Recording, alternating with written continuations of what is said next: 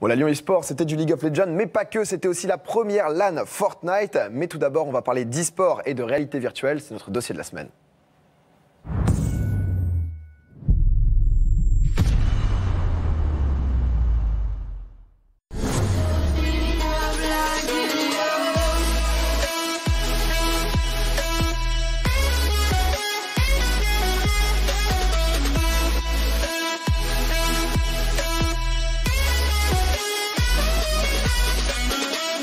De plus en plus présente dans nos foyers, la réalité virtuelle est aujourd'hui une composante essentielle dans le futur du jeu vidéo.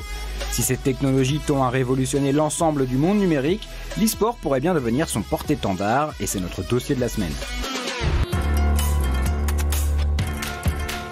Les jeux permettant une expérience en réalité virtuelle sont maintenant nombreux dans le gaming traditionnel, mais l'e-sport et la compétition sont désormais les priorités pour les éditeurs qui souhaitent s'investir sur ce marché.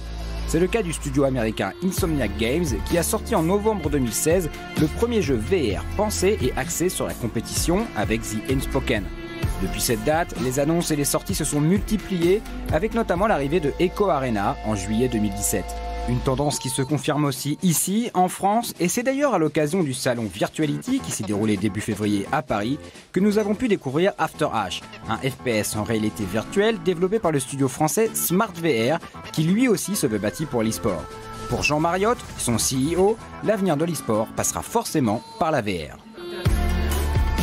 Je suis intimement convaincu que le futur du jeu vidéo c'est la VR parce que quand on est un gamer, on veut être à l'intérieur du jeu, on veut vraiment vivre avec beaucoup plus d'émotions possible le jeu et la VR permet cette immersion.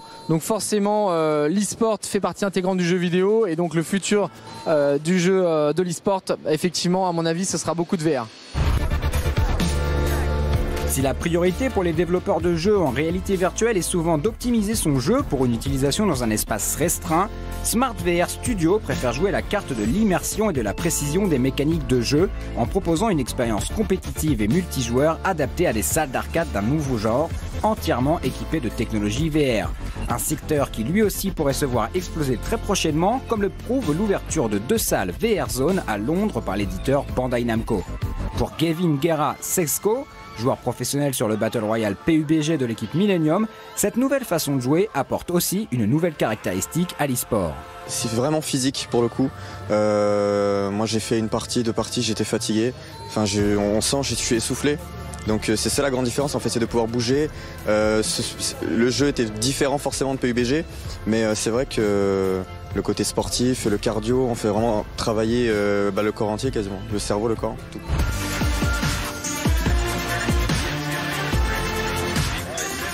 La réalité virtuelle propose donc désormais plusieurs jeux compétitifs, mais il n'en reste pas moins que l'e-sport vit à travers ses compétitions. Il en existe pour l'heure qu'une seule et unique, la VR Challenger League, organisée en marche des IEM d'Auckland sur les jeux The Unspoken et Echo Arena. Mais ceci n'empêche pas de nombreux acteurs de s'adapter à cette technologie, à l'image de Samsung qui, à travers son application VR Live Pass eSport, permet d'assister en direct et à 360 degrés au tournoi de l'ESWC. Un attrait du suivi des compétitions en réalité virtuelle qui se confirme avec la levée de fonds de presque de 10 millions de dollars de Silver TV, une plateforme spécialisée dans la diffusion d'e-sport en VR. Pour Penta, journaliste pour le site jeuxvideo.com, c'est une pratique qui exploite parfaitement cette technologie. Alors oui, la réalité virtuelle, c'est assez optimisé pour regarder de l'e-sport dans la mesure où c'est nous qui faisons le cadre, on est vraiment au cœur, immergé au cœur du match ou du combat, ça dépend ce qu'on regarde.